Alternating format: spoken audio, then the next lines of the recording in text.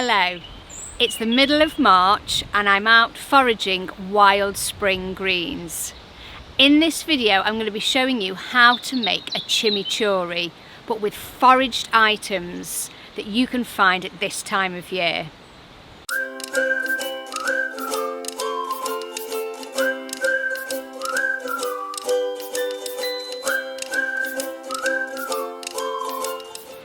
Chimichurri is a South American dish. It's a condiment but can be used as a marinade. You can dip your bread in it, brush it over meat or vegetables before or after cooking, and it tastes amazing.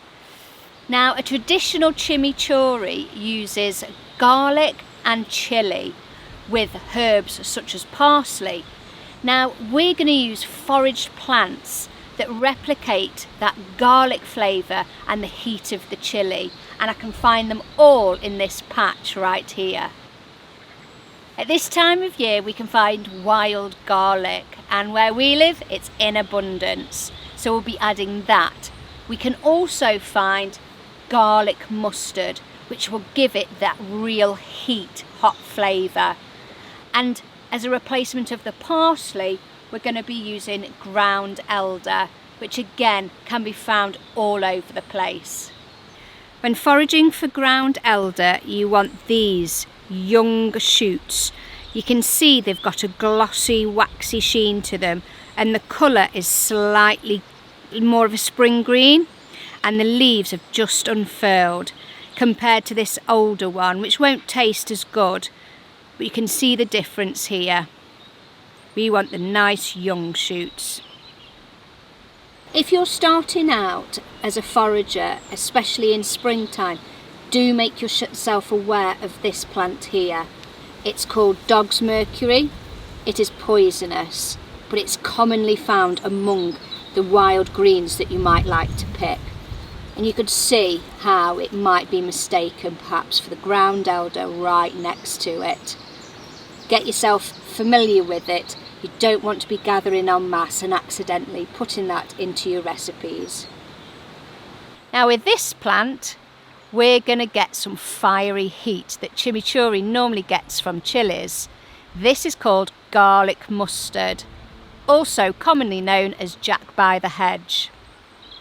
It has a very strong garlicky, mustardy flavour. It really packs a punch, and it's commonly found in our hedgerows. Again, we want to collect the nice young tender leaves. Notice the shape of the leaves. It's got a horseshoe or kidney shape, and one distinguishing feature when identifying it is the flavour. The bulk of this recipe is going to be made up of wild garlic, and it can be collected in abundance, so do pick plenty. We're not going to go into the identification of this in this video. Check out our other video which goes into detail if you're unsure. But this is going to give us that garlicky taste and flavour, and it already smells amazing. Right, I've got all my foraged ingredients. It's time to get in the kitchen. We're in the kitchen now and I've got all my ingredients ready. This should be a really quick and easy process. My toddler is just in the next room watching something. He may disturb us or you may hear him giggling, but we'll crack on despite him being around. A great reason to make chimichurri is how quick and easy it is. There's no cooking involved, so all the plant material you're collecting is going in and being eaten raw, so you're containing all the nutrients and losing nothing through a cooking process. You also have the flavours coming through in full force. Okay, we're just roughly chopping at the minute because the food processor is going to be doing the majority of the work. So a rough chop, and in the food processor it goes. This is already quite a small leafed plant, so not a great deal of chopping here is needed at this stage. Last but not least, we have the garlic mustard, or also known as Jack by the hedge. and this should give it that real punchy flavour. Next, we're going to add around 2/3 of a cup of olive oil.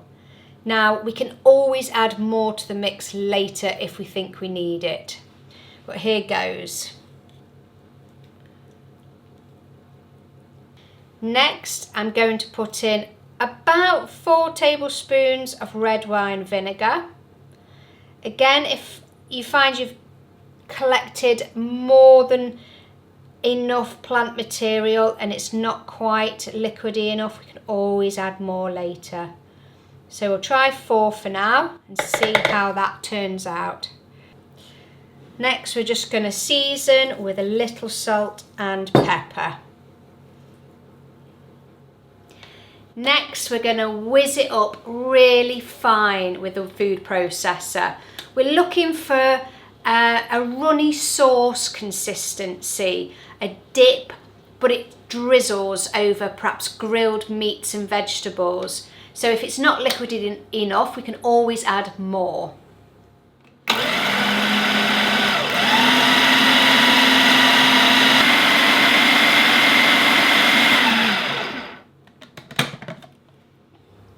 I've given that a good whiz up. Now I'm just going to taste it and check the consistency.